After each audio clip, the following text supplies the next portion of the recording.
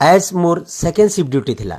आज सकालू सकालू दुही छुआ मान को स्कूल छाड़ला परे आमे बाहरी पड़लु सिमलीगुड़ा मोर बाइक रे पेट्रोल टिके पकावार लगी आर रिलायंस मार्ट रे टिके शॉपिंग करवार लगी। तो आमे बाटे देखलु जे आज पाग टिके बादलिया थिला आ टिके ठंडा थिला। तो आमे बाटे गुटे चाहा दुकान रे अटकी गलु। गरम गरम चाहा दुई कप ऑर्डर कलु।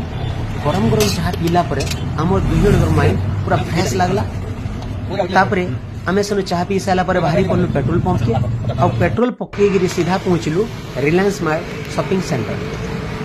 सेनु घर लगी राशन सामान किछि आर पनीपरिया किछि घिनलु आ भावलु कपड़ा लता भी टिके मार्केटिंग करसु। तो कपड़ा लता भी मार्केटिंग कलु। सेनु आमे पाखापाखि 1.5 घंटा रहलु। तारू बिल पेमेंट करी सेनु चेकआउट कला परे घर के बाहरी पड़लु। बाटे आसला बेलगे आमको दुई लोग बहुत भोग करदेला। दहीबरा वाला गुटे देखलु इनर दहीबरा बहुत फेमस है बोल से भाई बहुत हाइजेनिक और सफा सुतरा मेंटेन करते। तार संगे आमर दही जन को दहीबरा भी फेवरेट है। तो 2 प्लेट दहीबरा ऑर्डर कलु। मुझे जहर राग खासी बोली से भाई के कहली।